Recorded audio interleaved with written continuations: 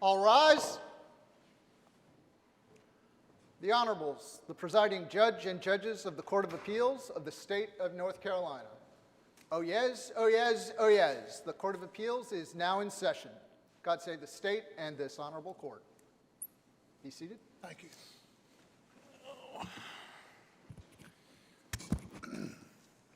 Good afternoon and welcome to the Court of Appeals. My name is John Tyson. To my right is Judge Fred Gore. To my left is Judge Jefferson Griffin. We will be your panel this afternoon. Also like to introduce our clerk, Mr. Gene Soar, who opened court, and our court security officer, Mr. Richard Vermilliard, is with us today as well. We have one case on the calendar for oral argument. Rural Empowerment Association for Community Help, et al. Versus State of North Carolina, et al. I see parties or counsels at the table. Are there any preliminary matters that need to be addressed before we get started? Ms. Craig, welcome back to court. It's good to see you again. How about from the state? Okay, there are a number of parties who are here, and have you made some arrangements on how you're going to divide up your time, or is one part? Are you representing all the parties, Mr. Craig? Yes, I am, and I'll be the only one speaking. Okay, and Good afternoon, Your Honor. I'm Nathan Huff. I represent the legislative defendant appellees. With me at counsel's table is Matt Tolton from the Department of Justice. He represents the state. If it pleases the court, we'd like to divide our time on behalf of the defendants and the defendant interviewers. that'll be fine. That'll be fine. You'll just tell us whatever time that you'd like to have at that time. Yes, Your Honor. Okay, all right. Okay, anything else before we get started? Okay, so I guess we will hear from the appellant, Ms. Craig. Good afternoon. May it Good please the afternoon. court. I'm Burton Craig, along with Elizabeth Haddix. I represent the plaintiffs. I'd like to reserve 7 minutes for rebuttal. Got that? Okay. Because my time is limited, I will confine my argument today to the first issue, whether the Farm Act amendments violate plaintiffs' right to substantive due process protected by Article 1, Section 19 of the Constitution. For the second and third issues, I rely on our briefs unless the court has questions or defendants raise issues that I need to address in rebuttal. Okay.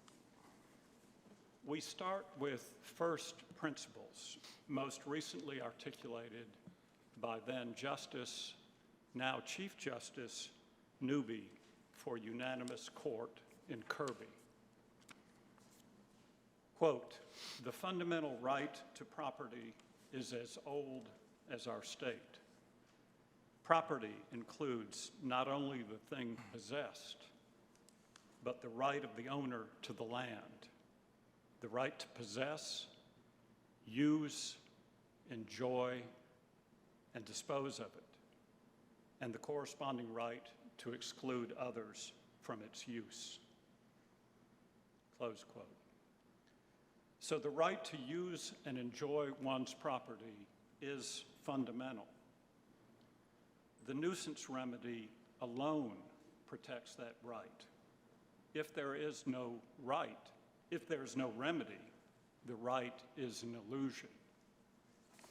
HB 467 and SB 711 destroy the fundamental right to use and enjoy property by making it impossible for citizens to bring a nuisance action to protect their homes. When the government, through legislation or regulation, infringes on fundamental property rights, the Constitution requires that it meet the ends means test articulated by our Supreme Court in ASP Associates and other cases cited at pages 18 through 20 of our brief. That standard of judicial review is far more exacting than the mere rational basis review that defendants propose.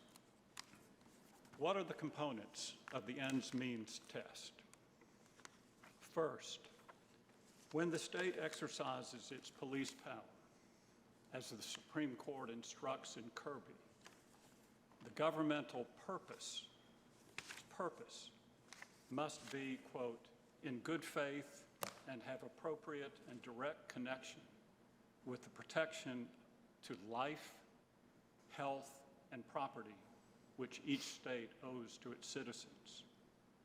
And the purpose must be exercised for, quote, must be exercised for public rather than private purposes, close quote. Second, the means chosen by the government must be reasonable in two respects. The means must be reasonably necessary to promote the accomplishment of a public good.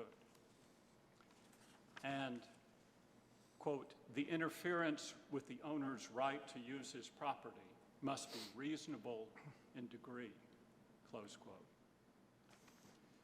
In 2014, property owners in eastern North Carolina filed nuisance suits in federal court against Murphy Brown, a subsidiary of Smithfield Foods, seeking damages for harms caused by nearby industrial hog operations. In response to that litigation, in 2017, the General Assembly amended the Farm Act in HB 467 to eliminate traditional compensatory damages for nuisance, including for personal discomfort, loss of use and enjoyment, injury to health, and mental distress. Those were precisely the damages sought in the Smithfield litigation. Mr. Craig, you mentioned earlier on this court's standard of review of the lower court decision. My question is, are you arguing that the Land of the Law Clause, which is Article 1, Section 19 of the state constitution, provides greater rights or equal rights to that of the Due Process Clause of the 14th Amendment? I just believe that we are applying the test that our Supreme Court has set forth, which is, it's really an intermediate standard of review for when there's a fundamental property right at stake with this ends and means analysis. Well, we start with the basis that a statute's presumed to be constitutional. Correct. And then the burden is on the challenger to show it that it's unconstitutional under all purposes, as a facial challenge, but unconstitutional as applied. So is this an as-applied challenge, or is this a facial challenge? This is a facial challenge.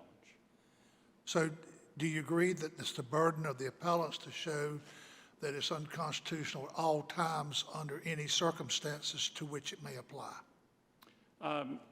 I agree that it's, well, as we'll see, that this statute has sweeping ramifications. I'm sure one could probably dream up some circumstance, remote circumstance, but in almost every application of this statute, it has unconstitutional in effect because it affects every neighbor of an agricultural and forestry operation, without exception. And I'll get into exactly that impact as I proceed with the argument. Has the court recognized limitations or damage caps, for example, in a non-J med mal action? I don't think that issue has never reached, that constitutional issue has never reached our appellate courts.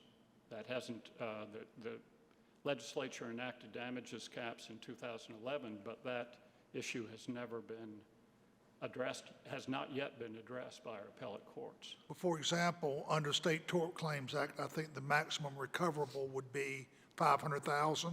Has putting a limitation on damages which may be recovered, is that in and of itself beyond the power of the General Assembly to do that? Well, I think the State Tort Claims Act is very different because that's a statutory creation, the act itself. There was no remedy available at common law against these governmental entities until the Tort Claims Act was established.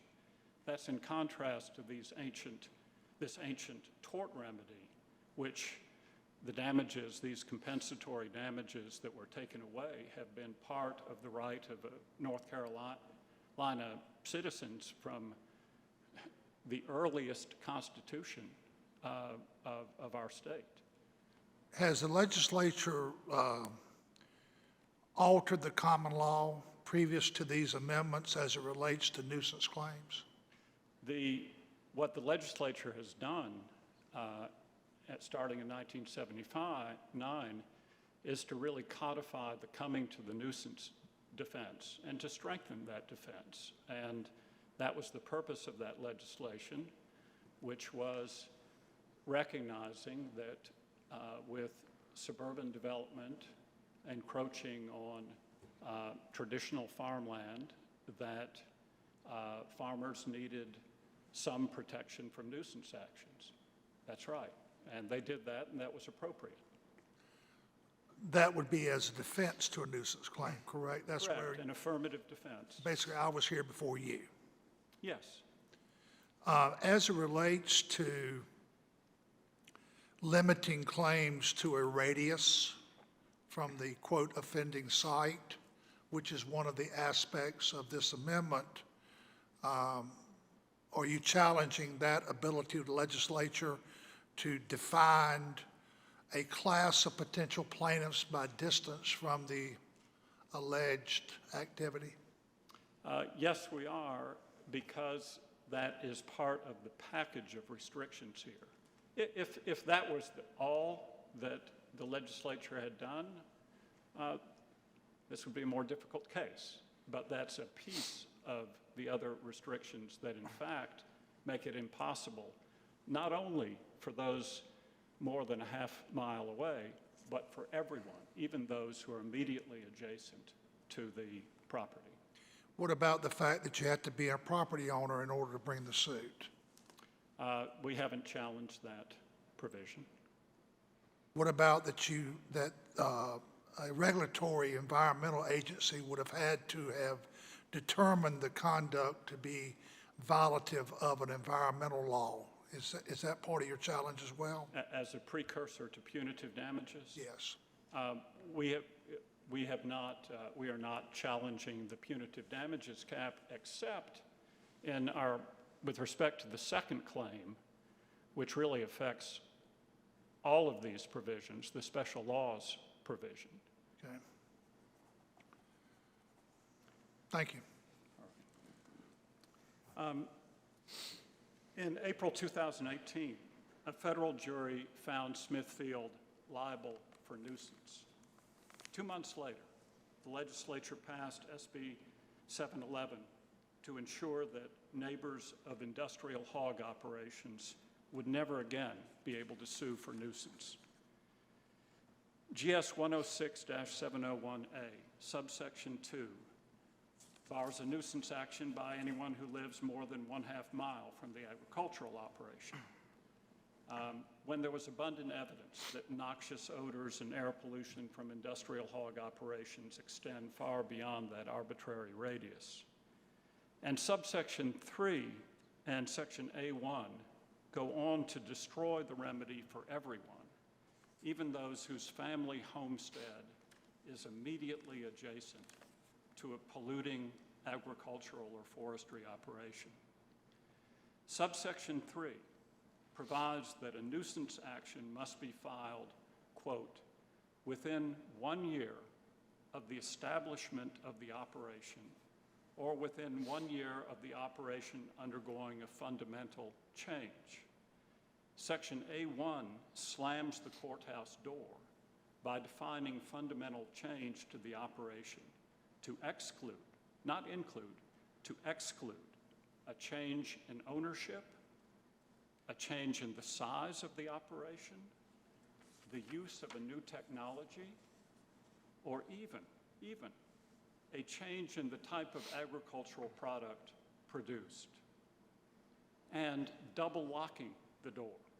SB 711 repealed Section A2 of the Farm Act, which had provided the statute's restrictions on nuisance actions, quote, shall not apply whenever a nuisance results from the negligent or improper operation of any agricultural or forestry operation.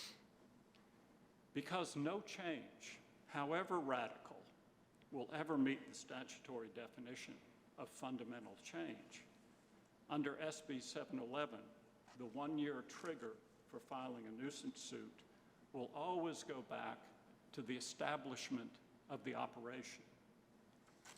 Before a corporation buys a 50-hen egg farm and transforms it into a 100,000 chicken production industry, before an occasional logging operation is converted to a polluting wood pellet plant.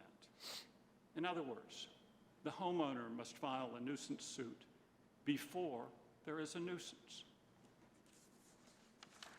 The Farm Act was enacted in 1979 to codify the common law coming to the nuisance defense, with the aim of protecting property rights when new suburban development encroached on long-standing farming operations. But HB 467 and SB 711 flipped the Farm Act's purpose on the head.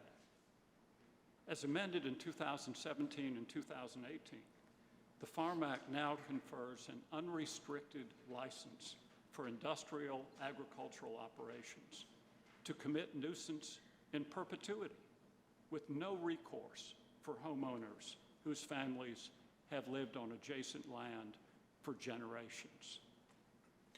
Did the statute, the amendments alter any of the regulatory, environmental licensing or regulation of waste lagoons or any of the other pollution laws that might be enforced by either the state agency or the federal agencies?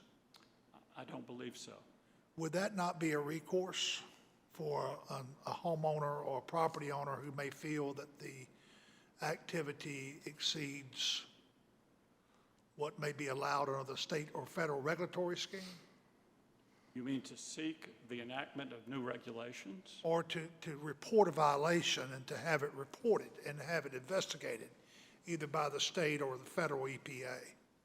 Well, I think the federal litigation showed that the homeowners had made complaints, that they were ignored, and that was part of the basis for the award of punitive damages, which was found to be based on willful and wanton conduct affirmed by the Federal Court of Appeals. So if a state or federal regulatory agency did investigate and found no violation, you would think, or you would assert that the homeowner would still have a right to seek an independent action apart from that? Yes, I mean, our regulatory bodies are not sufficiently well funded and not sufficiently able to address every deficiency and every problem of nuisance, and that's why we have this tort remedy. The tort remedy has just been has been recognized to be an essential tool for hundreds of years. Defendants misleadingly suggest that the one-year statute of repose in SB 711 was nothing new, that previous versions of the Farm Act contained the same limitation. Not so. The 2013 amendment to the Farm Act, previously codified at GS 106-701A, fortified the affirmative defense of coming to the nuisance by providing that, quote, no agricultural operation shall be or become a nuisance by any changed conditions in or about the locality outside of the operation after the operation has been in operation for more than 1 year, when such operation was not a nuisance at the time the operation began. So before SB 711 was enacted in 2018, consistent with the traditional coming to the nuisance defense, The Farm Act contained a one-year limitation that barred nuisance suits based on, quote, changed conditions in or about the locality outside the operation. But SB 711's new one-year statute of repose, codified in subsection 3, bars all nuisance suits, including those based on massive changes within the operation, if the homeowner did not file suit within 1 year of the establishment of the operation before it became a nuisance. The elimination of the nuisance remedy violates plaintiffs' fundamental property rights protected by Article 1, Section 19 of our Constitution. The 2017 and 2018 amendments fail to meet the ends-means test that the Supreme Court uses to assess governmental infringements of property rights. Let's start with the ends. I guess what's the governmental infringement? The governmental infringement is the elimination of the remedy. Well, they're not a state actor, right? Is it you're talking about the actual farms, the hog farms, right? Well, the governmental infringement is the elimination by legislation of the sole remedy citizens have to protect this fundamental right. We just talked about they have various regulations, state and federal, that are also remedies, correct? The enforcement of those regulations. They have their purposes, yes, but as certainly was shown in the federal litigation, they've been inadequate to protect citizens, and in previous nuisance suits that have been brought successfully, those regulations were ineffective, and that's the tort remedy is there, really precedes that regulation and is at a more fundamental level under our Constitution. Let me ask you about a related statute, and I know this may be kind of off left field. Under General Statute, Chapter 99, if you are operating agritourism or ecotourism and you allow people to come to your farm, there's a waiver of liability under the statute that you are immune from suit for allowing visitors to come to an agritourism or ecotourism operation. Under your argument, why would that not also deprive someone of a remedy by basically statutorily of enacting assumption of risk with no exceptions? Well, Are you familiar with those statutes? I am. I think I'd make two distinctions. One is those statutes are not an absolute bar. So there's qualified immunity, and there's if one can show more than ordinary negligence, one is able to bring suit. But more importantly, we're not talking about a fundamental property right. There's no fundamental property to visit an agritourism business. There's no fundamental property right, as in the one of the cases relied on by defendants, to sell supplies to dentists. There is a fundamental right to protect your property, to protect the use and enjoyment of your property, and that's the distinction here. On that issue, counsel, I saw it discussed in a brief and kind of it jumped out at me in the initial complaint. Are we splitting hairs of the right to sue being the right that is being really truly looked at, or the right to protect the land? So I want to hear your delineation on that issue, because I think that's really the crux of part of what needs to be flushed out here today, is that and there's some in the complaint acknowledgement that some folks would still be able to sue, but it would still be a financial burden for them. So which right really are you hanging your hat on? The right to sue or the right to protect one's property? or use of Well, enjoyment of the property. I believe I understand the question. Thank you. Well, as I said at the beginning, if there is no remedy, the right is illusory.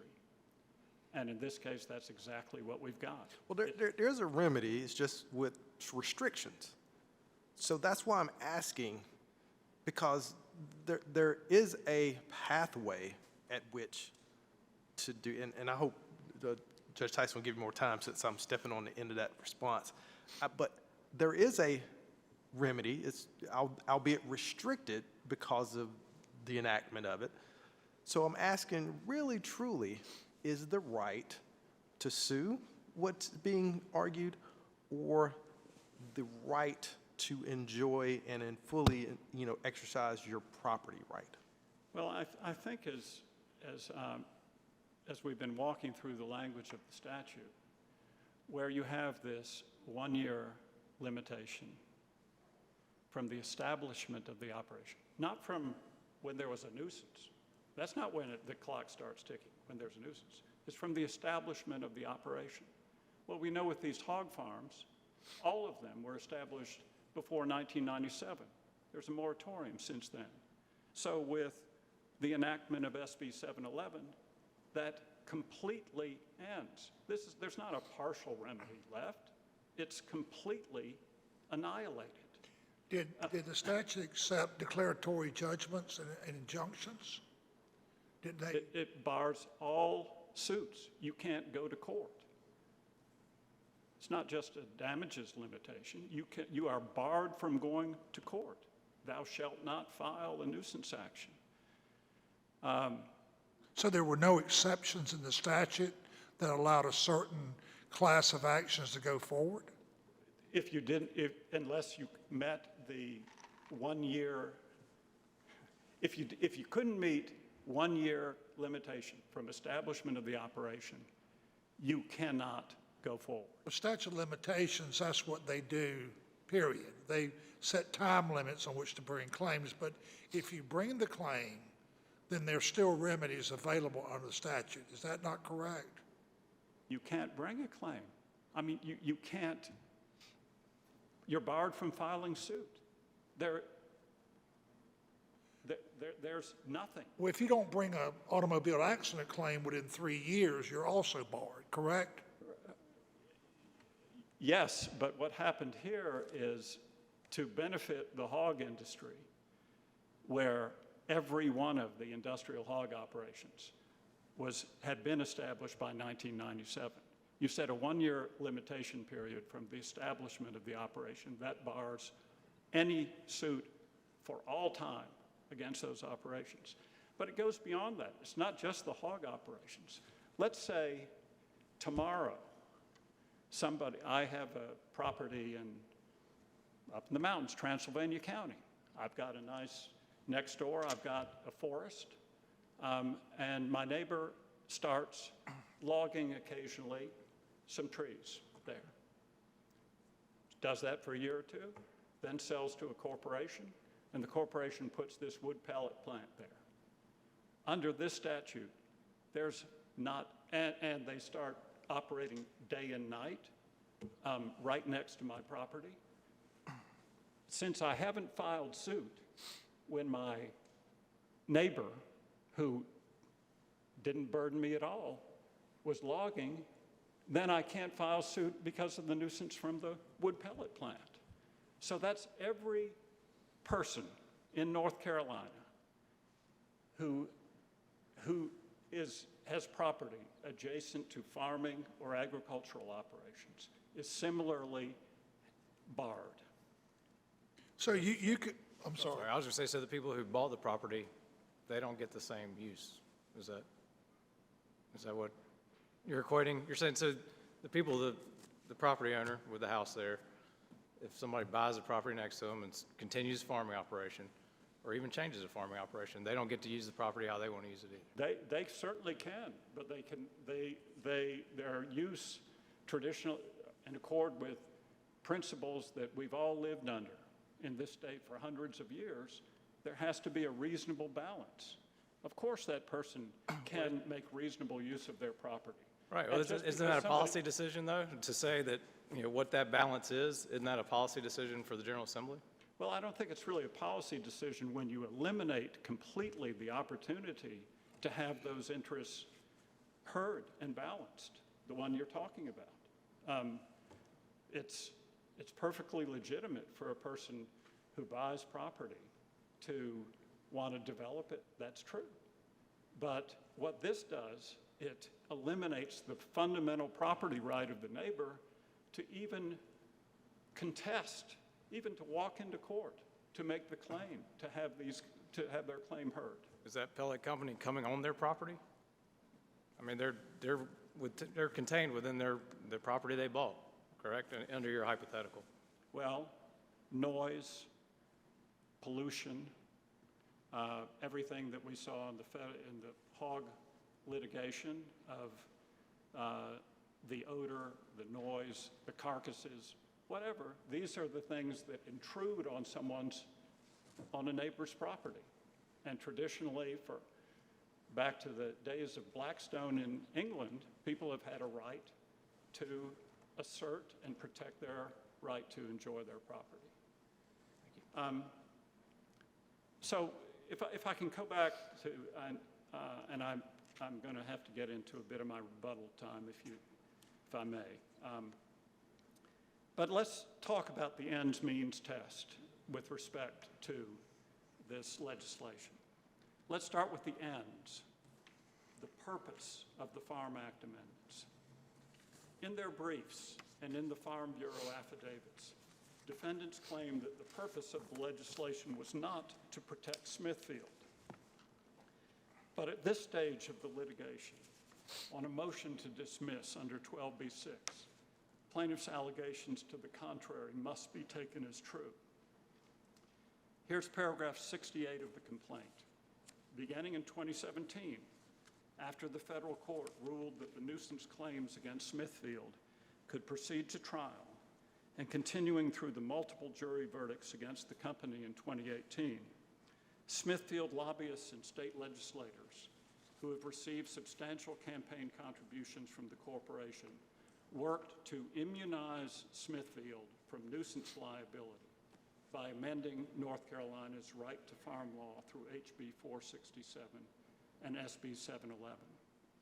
This allegation, fortified by the legislative history described in paragraphs 69 to 89 of the complaint, record pages 18 through 21, supports plaintiffs' claims that HB 467 and SB 711 were not enacted for a public purpose, as the Constitution requires, but instead for a private purpose to benefit a single powerful corporation.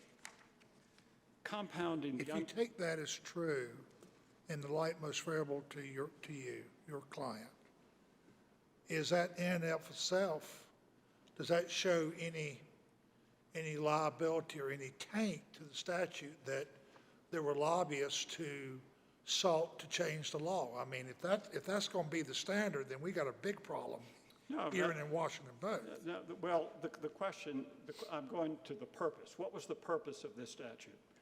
They've posited in their briefs broad purposes to protect agriculture and forestry. What's alleged in the complaint, which is where we are at 12b-6, is that the purpose was to immunize Smithfield from liability. Well, but would you agree that the scope of the statute is broader than that? Yes, it is. Because it includes forestry, it includes other activities wholly unrelated to hog production.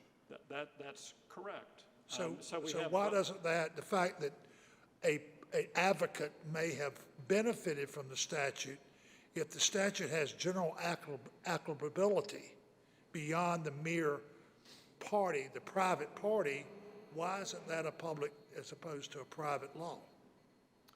Well, I think the history here, which is we detail in our brief on the special law section, shows how intimately connected, how this was driven by the Smithfield litigation. And the So, but that's the first issue, is what is the end, what is the purpose? And at this stage in the litigation, 12b-6, the purpose, as alleged, is to immunize Smithfield from liability.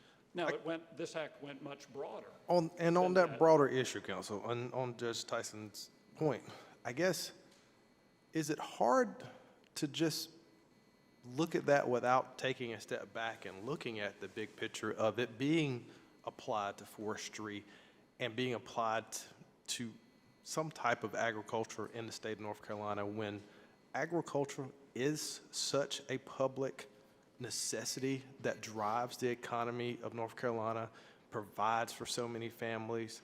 I can only imagine what would happen if all of our agricultural industry was taken out of the state, how much of a public impact that would have. You know, I think to my childhood and how regulations affect shellfish industry, you know, in Brunswick County.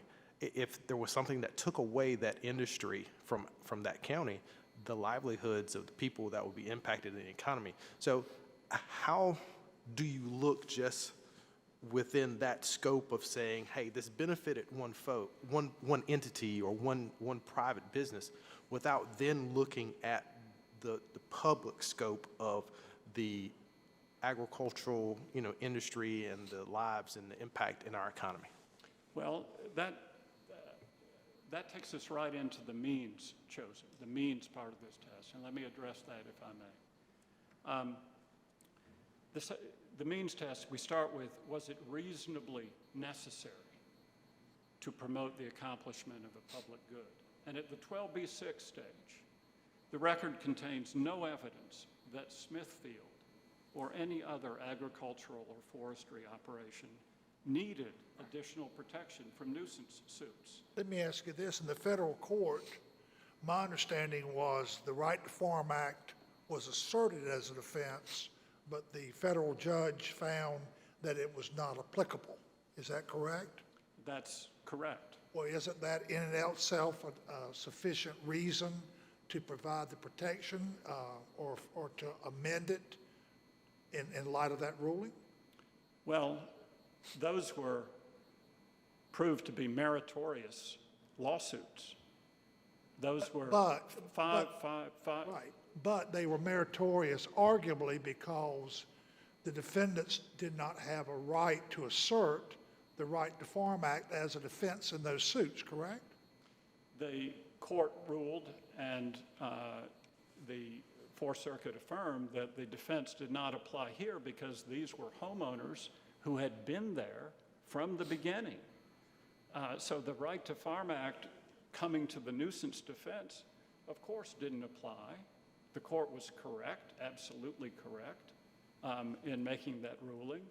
And that's the problem with this statute, as I said, is it flips the purpose of the Farm Act on the head so that we have homeowners who have been there for years, and we have a new and intrusive and escalating enterprise next door, and we find that they have no remedy to protect themselves.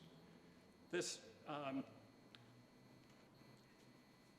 so then the second part of the means test, not only must it be reasonably necessary, and here it was not necessary to protect anyone from frivolous lawsuits. We already have Rule 11, and we already had, in the 2013 amendment to the Farm Act, an additional protection of an award of attorney's fees, compulsory, if this lawsuit was frivolous, nuisance suit was frivolous or malicious. Those protections were already there. So then the question, the second part of the means test is, was it reasonable in degree? And as we've seen under HB 467 and SB 711, no matter how radical the change in the operation, the neighboring property owner is barred from bringing suit.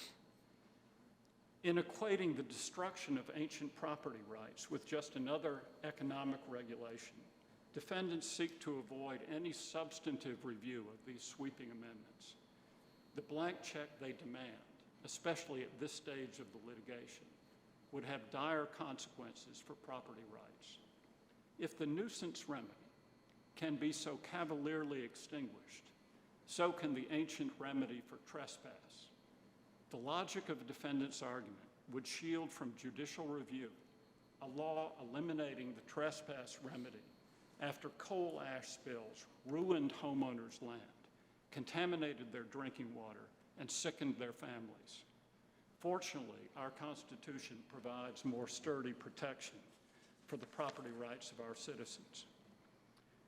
As this court considers the constitutional issues, I hope it will reread paragraphs 165 to 179 of the complaint, record pages 32 to 35, which detail the terrible harms suffered by Devon Hall and Jesse Jarman and their families who live near industrial hog operations in Duplin County.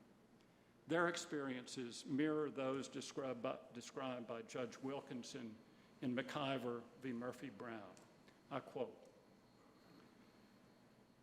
"It is well established, almost to the point of judicial notice, that environmental harms are visited disproportionately upon the dispossessed, here on minority populations and poor communities.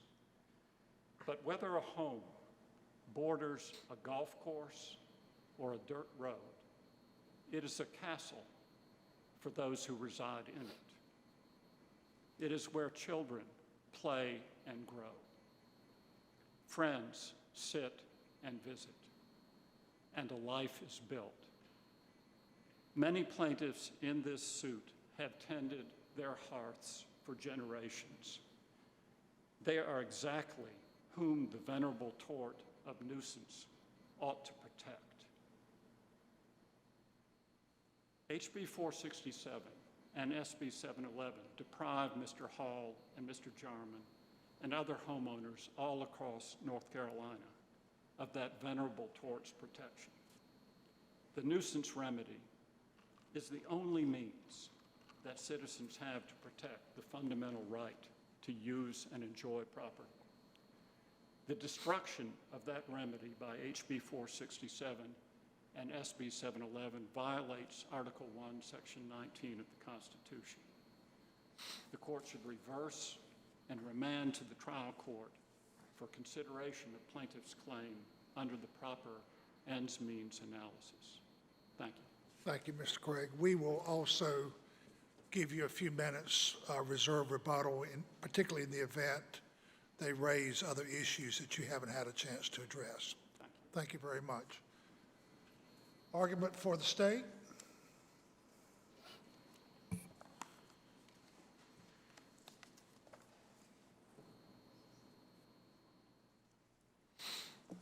Do I take it that you're going to equally divide your time? Or Well, Your Honor, again, I'm Nathan Huff from Phelps Dunbar on behalf of the legislative defendants. It's a pleasure to be appearing before this court for the first time. Our initial plan was that I would address the first issue in the appellant's brief, which is due process law of the land, and that I would reserve time for my colleague, Mr. Tolcher from DOJ, to talk to special laws and the right to jury trial. Now, that wasn't a feature, those latter two issues were not a feature of Mr. Craig's presentation, so we may not have an exactly even division of time between Matt and I. And in fact, depending how things go, you may have to just suffer through me the whole time. We're going to you may see us exchanging glances trying to work that out, if that's okay, Your Honor. that's fine. Well, you can proceed and divide your time as you see fit. Thank you, Your Honor. Thank you. The threshold question here is the standard of review that this court is to apply to these statutory amendments. I asked Mr. Craig, is the statute presumed to be constitutional? He agreed that it is. And the trial court's ruling is also presumed to be correct, with the burden of showing error and prejudice on the appellant. You're here to defend the statute and the amendments, correct? Yes, Your Honor. But during his argument, Mr. Craig raised some very important points that basically the amendments were not just amendments, but they were abolition of a long-term property right of the ability to hold neighbors accountable for what they do on their property. Do you want to address that? I do, Your Honor, and I want to start even one step before that, if it's okay with the court. The plaintiffs are arguing a different case. They're arguing the wrong case. This is not a case where you've got landowners who are on the top side of the V, who are currently the subject of nuisance from farmers who are defendants. These are public interest groups that lobbied at the time against these laws. They admit that in their complaint. They lost that policy debate. And now this is a continuation of that in this court. And to your point, Your Honor, about the threshold issue, you went right to it. What is the standard of review? And is this an abolition? And how does that affect the standard of review? And let me, if you will, let me give you my proposed roadmap, the legislative defendant's proposed roadmap. This is not a takings case. There is no regulation of property that is affected by the amendments. They're not zoning.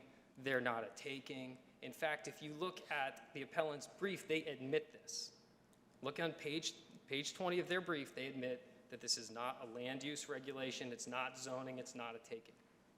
But yet, they ask this court to apply that legal analysis. And they do so without offering you any North Carolina precedent or precedent elsewhere of a court doing that. The right answer, the correct analysis, Your Honor, is the rational basis test. These statutes on their face, you can see that they're not a taking. Plaintiffs have admitted that they're not a land use regulation. And what that leaves you with is the default, very familiar analysis of rational basis. And for the reasons stated in our brief, and I'm sure we'll discuss them today, these statutes easily pass that analysis. And because that's the correct analysis, it has a lot of implications on how you should consider what Mr. Craig was saying. But let me first, before I go on about that, let me get right to where you started, Your Honor, which was, hey, is this an actual abolition? And I want to caution the court, I want to flag for you a false premise, and that is that these are a total bar.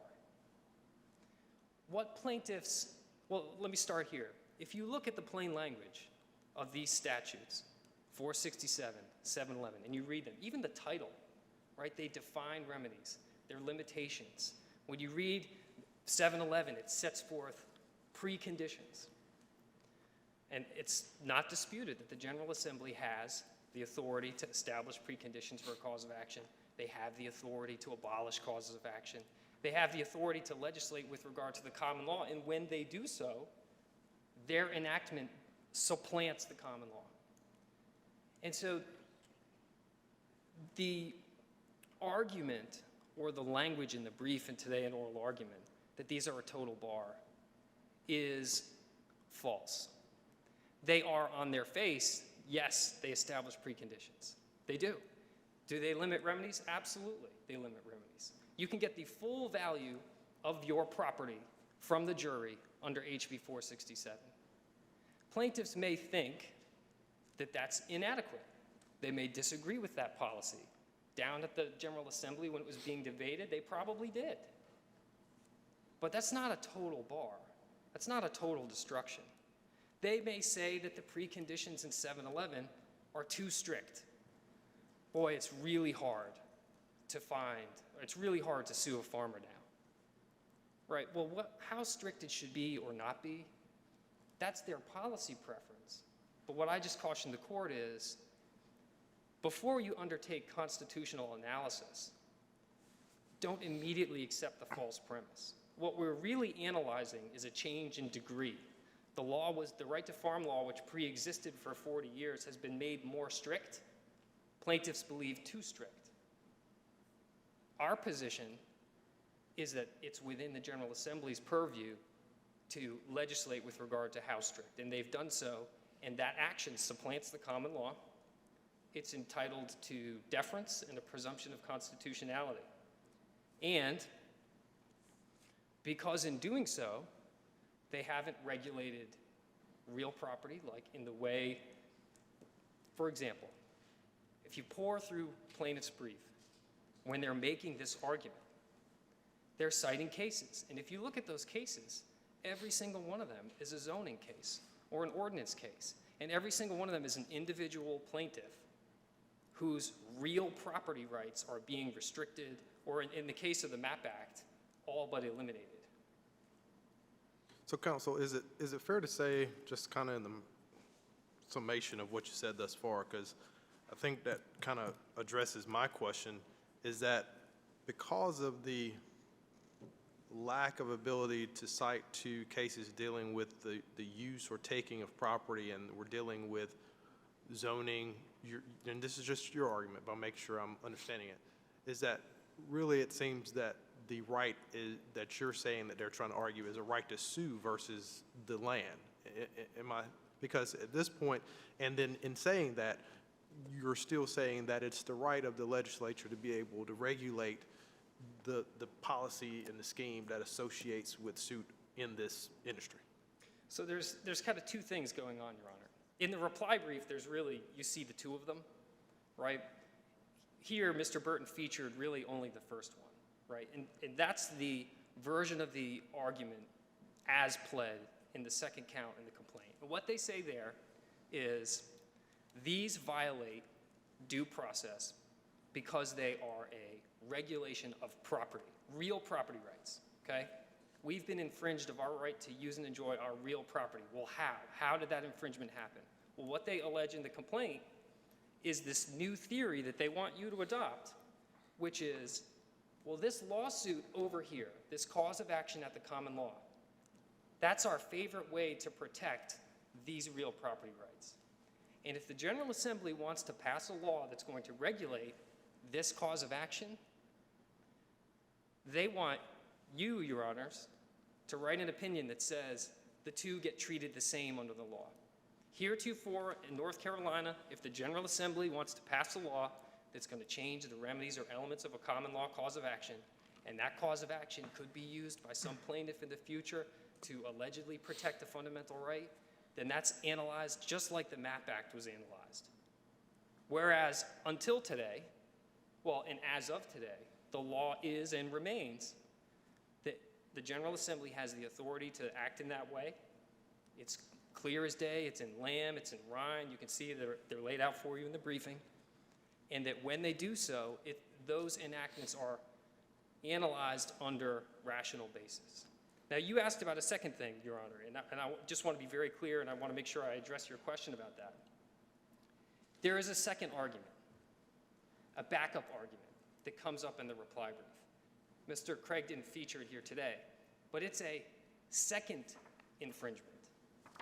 And if you look in appellant's brief, I want to say page 30, but it might be page 27, they refer to it as that. They say it's another independent infringement. And there, what they do is they say, well, we're not talking about use and enjoyment of our property over here. Now we've been deprived of our cause of action, and that in and of itself is property. And if you mess with that, regardless of whatever you might do on our real property, just legislating with regard to our cause of action or our compensatory damages at that cause of action, that should be treated just like the same as the MAP Act, which deprived specific plaintiffs of their real property rights. And again, it's the same gaping hole in the analysis. No North Carolina court has ever held that a nuisance cause of action or a cause of action to vindicate a fundamental right, that if the General Assembly wants to legislate as to that cause of action, that legislation must pass the same constitutional test as zoning regulations and ordinances. So I guess what I'm saying, to kind of sum up that point, you've correctly identified the two theories that have been advanced in the reply brief, right? Plan A, which is we've been deprived of our real property rights, that's the one that's in the complaint. Plan B is the new one, where it's their backup plan to try to resurrect their case. That's the one in the reply brief. But both roads lead to the same place. They both lead to the place where we're sitting there going, okay, they're just different paths to get to the point where this court is applying the police power heightened scrutiny test to a statute that tweaks or makes substantial changes to a cause of action. Let me ask you this, a right without a remedy. Mr. Craig used that argument. If you don't have a means to enforce a right through a remedy, then you have no right. Do you agree that the Constitution, if this is a constitutional argument of property rights, and use a trespass analysis, that basically you took what the legislature did here and said, now someone can come onto your property and not be liable for damages? Isn't that beyond the police power to deprive an owner, a property owner, of a fundamental right, which is the right to exclude others? No court, Your Honor, in this state has ever held that there is a fundamental right to protect the fundamental right of property. Right? That's what this argument Well, is about. let me go back. On a trespass, inverse condemnation, you can hold people accountable who never set foot on your property, but they also have caused damage to your property by putting water on it or by putting noxious smells. So if you're deprived of the right to maintain the integrity of your property, isn't that in and of itself a right the legislature under the Constitution cannot take? In that case, Your Honor, the law of this state is that enactments which change common law causes of action, those are subject to rational basis review. No court has ever applied this analysis that they're proposing. Now, I think, but let me If you address- took that to trespass and you would allow strangers to violate the exclusivity of possession, would you make an argument that that's a rational basis review as well? Well, there's two, and let me give you two pieces of context, Your Honor, that get to what you're saying. There's a difference between let's start here. If the plaintiffs go out and they find some subset of the population for whom that sort of deprivation will happen, that's not sufficient to carry their burden in the case that they chose to bring, right? And so the hypothetical that you're describing is going to be treated differently when it's between the scenario where it's being brought forth and argued by private interest groups trying to bring a facial challenge, or the landowner you're talking about who has that happen, files suit, and then it comes up in the course of that suit, hey, you're barred by this new law by the General Assembly, right? Similar to what happens in the statute of repose, the statute of limitations cases. And then in that instance, there's a battle about, as applied, how does that affect that individual person? Let me be a little more specific. Aren't you making the same argument today that the state made in trying to uphold the MAP Act? You're saying, we're not trespassing, this is a regulation of property. So this court rejected that argument then, that the MAP Act did not cause a taking or a deprivation of use. And we said, yes, it did. In the court in Kirby, dealing with the MAP Act, was applying the correct legal standard because regulations of property, like the MAP Act, that affect a taking like that are subject to the analysis of ASP and that other line of cases. That wasn't a zoning case. But what the court did, Your Honor, in Kirby, and it's important to note this distinction, the restrictions enforced on real property in Kirby, right? Not on a cause of action, right? Not on someone's lawsuit or a public interest group's favorite lawsuit. It was a specific person's real property. And what they did was, the court noted, it was an indefinite restriction on that property. And what was worse, and this was highlighted by the court in that opinion, was that it was basically, the state wasn't even saying that we guarantee that we're going to go forward with the project. It's hey, individual property owner, your real property rights are indefinitely hampered because we might someday act. And the court, in that extreme instance, which was as applied with a property regulation at issue, struck it down. But in all of the other cases about the police power cases that are cited in these briefs, every single one of them, they always deal with a zoning ordinance or a restriction on real property. The MAP Act was not a rational basis review, was it? It was not. It was not a rational basis review. But you're arguing for it here. I'm arguing for it here because these statutes are statutes that define remedies in a common law cause of action. They establish conditions precedent in a common law cause of action.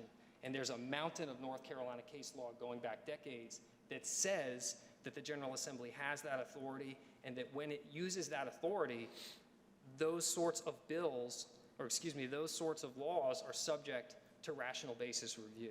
What would have crossed the line here? In this case, it would have to be something that didn't pass rational basis review. There'd have to be no conceivable possible interest that could have supported what they've done. Do you still win? Does the state still win under ends means review? We do, and we do. And Let's talk about that a minute then. so under the ends means test, right, that's applicable to regulations of property and in takings, the ends have to be connected to the public welfare, public health, public safety, right? Here, as a matter of law, these amendments are so connected. The statute that we cite in the first line of our brief, it's been in existence since 1959, is the law of this state, says that the agriculture industry is essential to the health and welfare of our citizenry and to its prosperity. So the court doesn't have to, if you're going to write new law and you're going to start applying this property regulation analysis to statutes that adjust causes of action, right? If you're going to start doing that, here, it still ends at the same place. Because the unique context of agriculture and the state's history, it's wrought through our law for 100 years. So you've got that 1959 statute that makes it the law of this state to support agriculture. And even more germane to the decision you have to make today is the plain language of the Farm Act itself. As amended by 467 and 711, it says that it's the policy of North Carolina and the intent of that act to protect and encourage agriculture, and to do so by reducing instances of nuisance lawsuits. And that's been the law since 1979. So the ends, if you're going to write new law and you're going to go down the police power path, the ends analysis is very straightforward because of this particular context of agriculture and because of the extent of our law. I mean, there's even a decision of this court, referring back to the Blockham decision of the Supreme Court, where this court even says that it is the policy of the state of North Carolina to protect farmers, farming, and farmland. So that end is so enshrined in our law that whichever analysis you apply, the ends are satisfied. Are you familiar with the case, 1986 case of Pendergrass v. Aiken?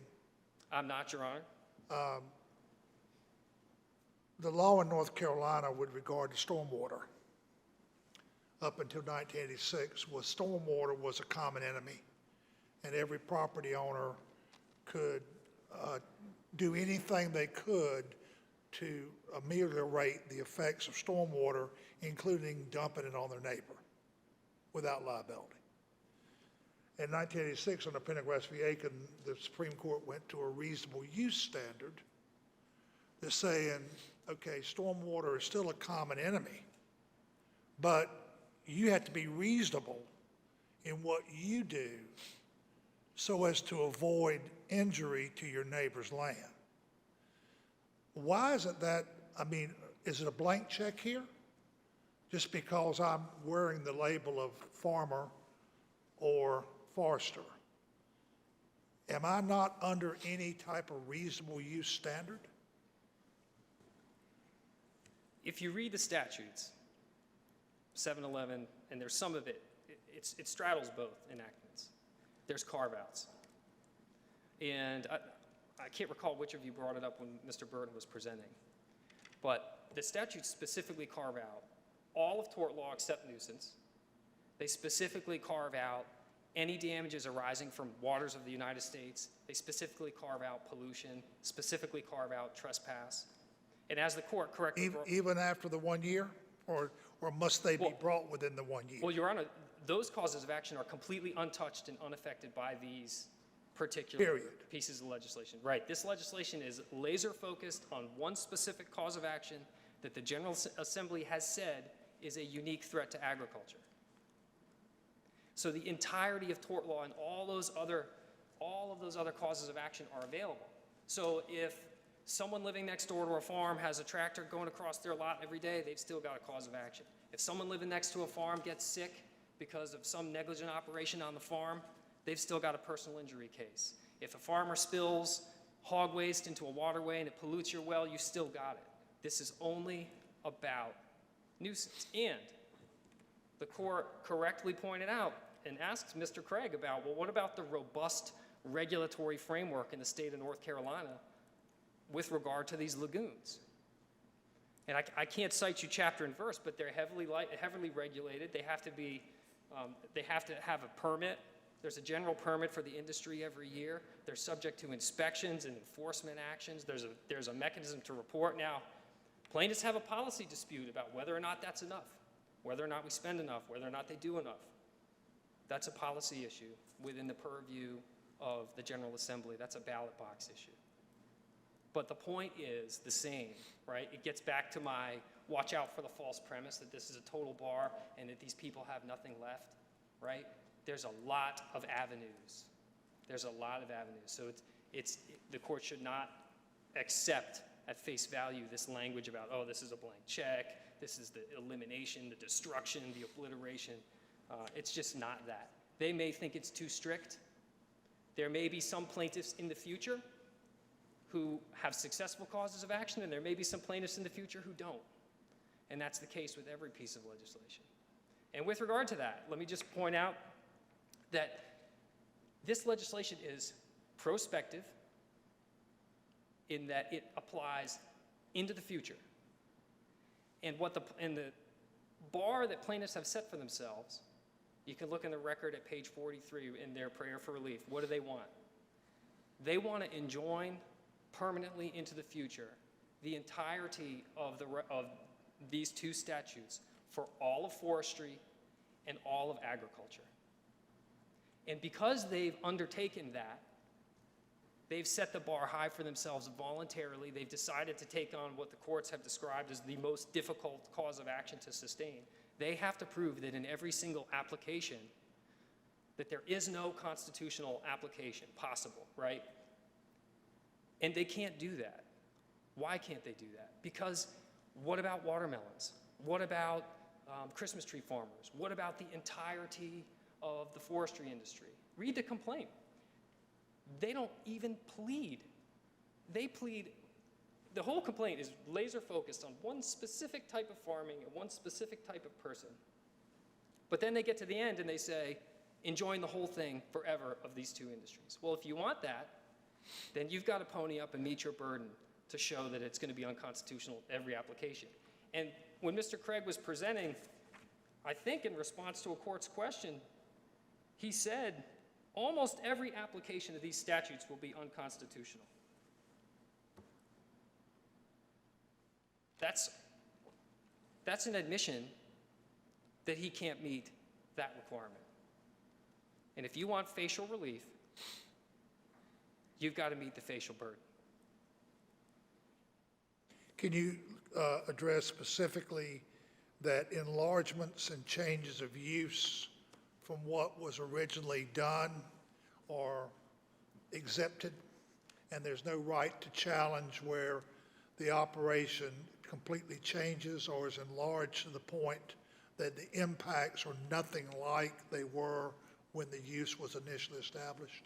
Yeah, so there is a 1-year bar, as the court has recognized, and it runs from one of two things, right? Either the establishment of the operation or a fundamental change. And the statute goes on to eliminate certain things from fundamental change, right? And it stands to reason that the more things you eliminate, the stricter the statute is, the more protection farmers get.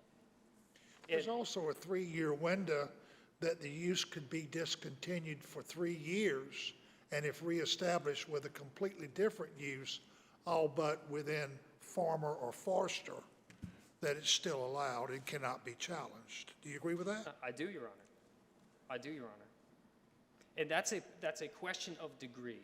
The questions you're asking speak to a species of argument that is, this is too strict. But the how strict, how much to protect farmers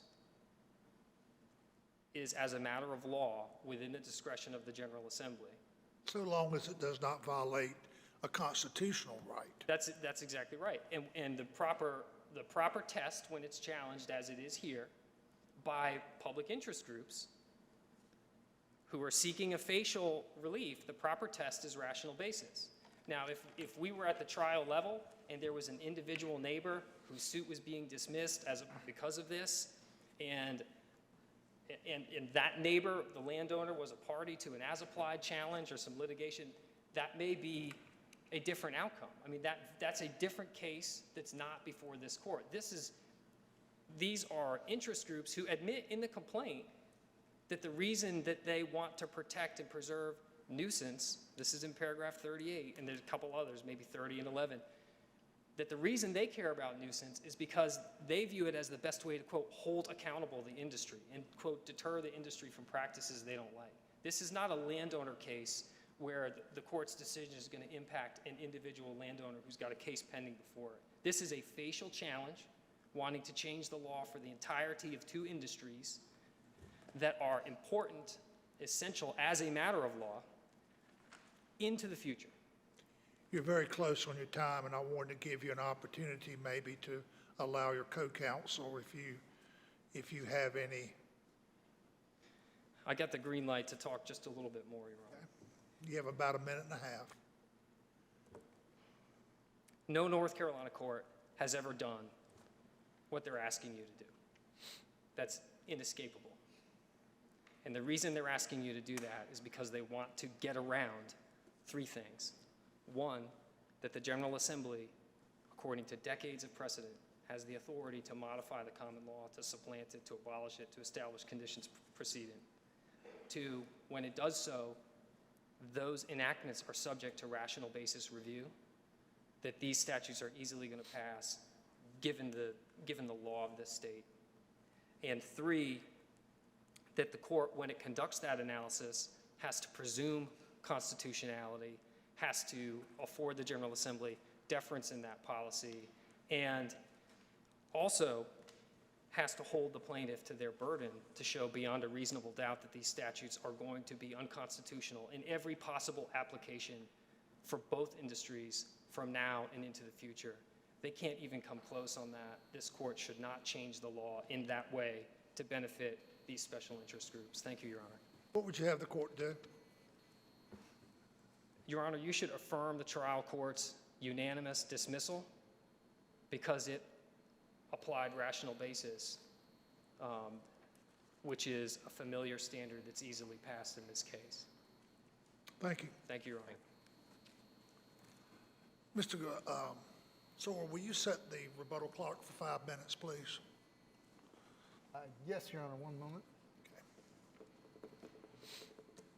Thank you, Your Honor. Mr. Craig, would that be adequate, you think, for any rebuttal you want? Yes, it's probably more than I counted on. Well, Thank the court wants to be generous, so you. Okay.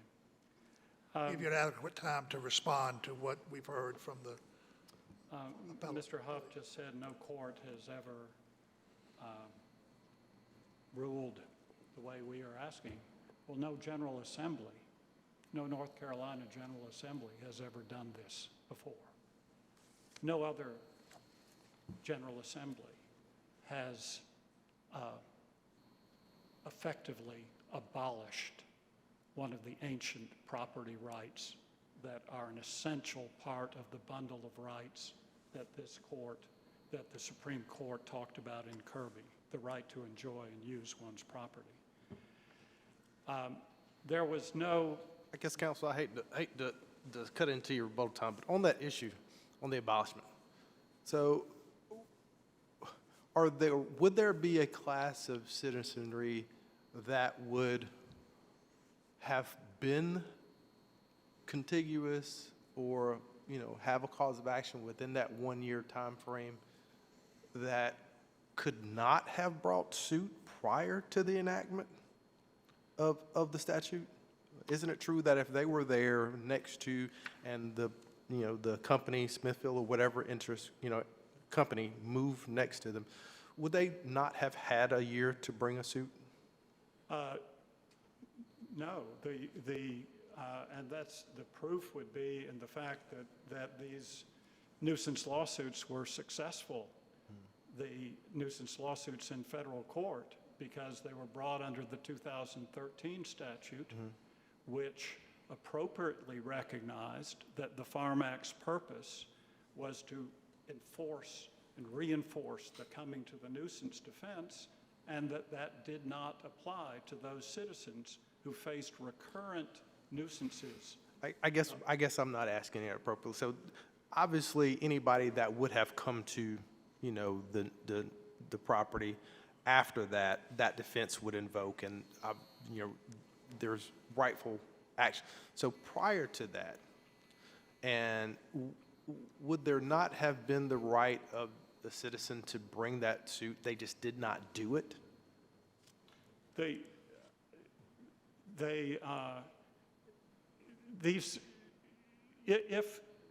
the conditions are changing in the polluting property and the neighboring property, and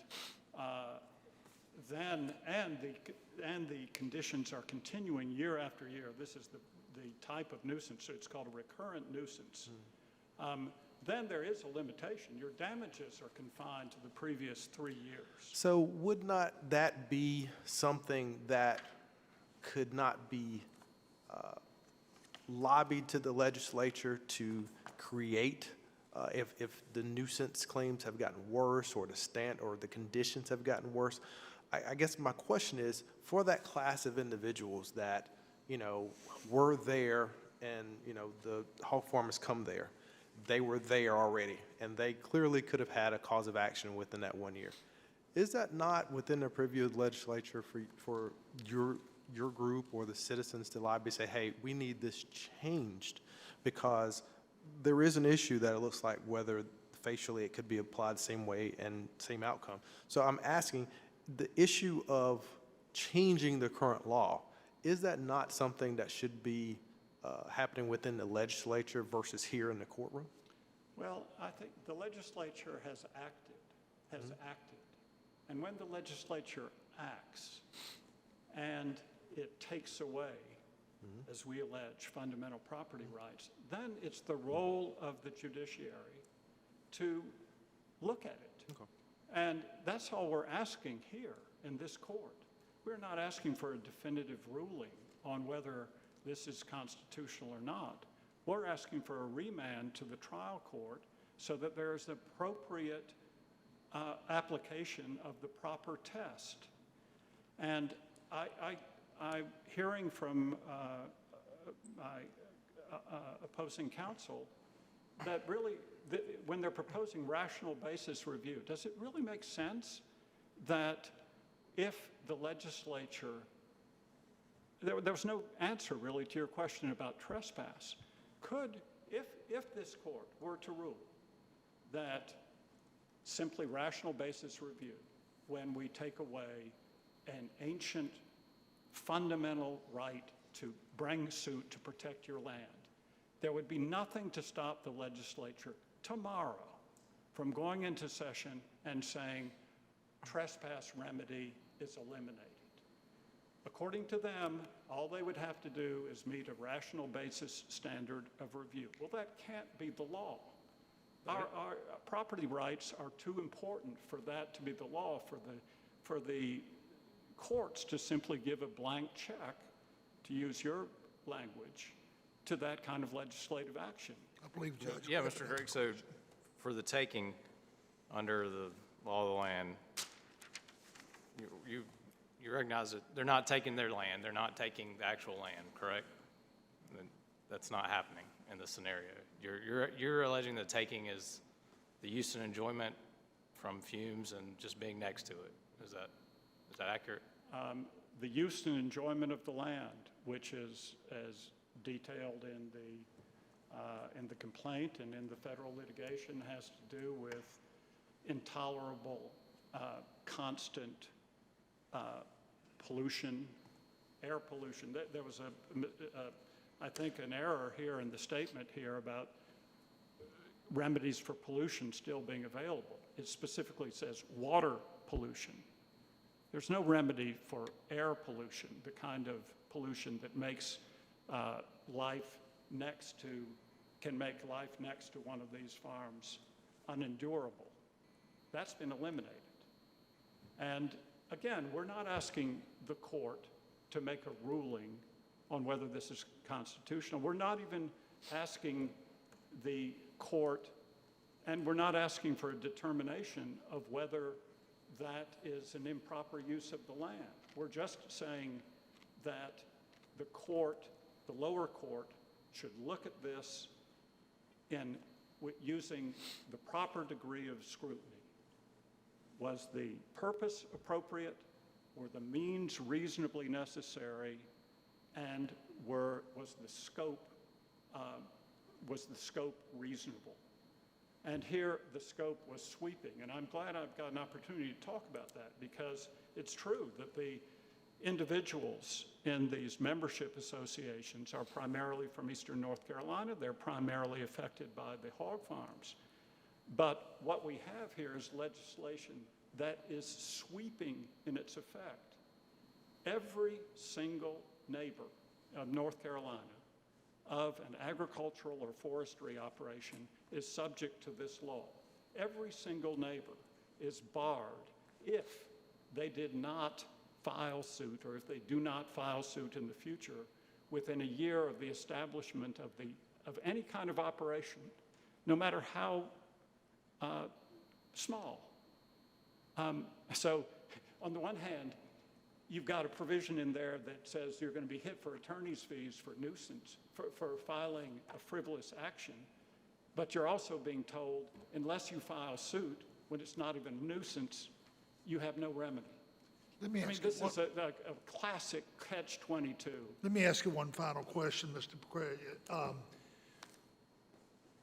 Reviewing your complaint as written, in the light most favorable to you, and taking all your allegations as true, is there any as-applied allegation in your complaint, or is it strictly solely a facial challenge?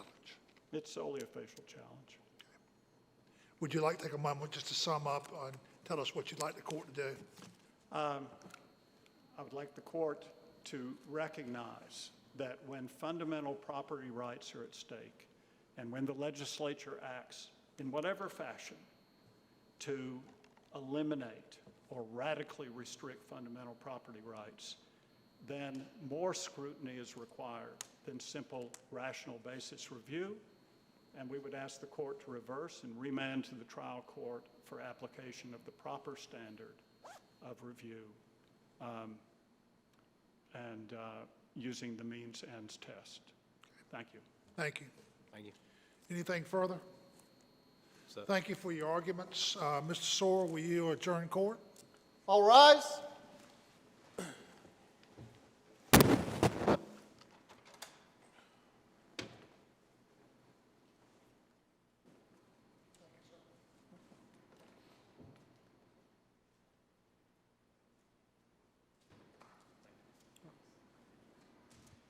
This session of the North Carolina Court of Appeals is adjourned.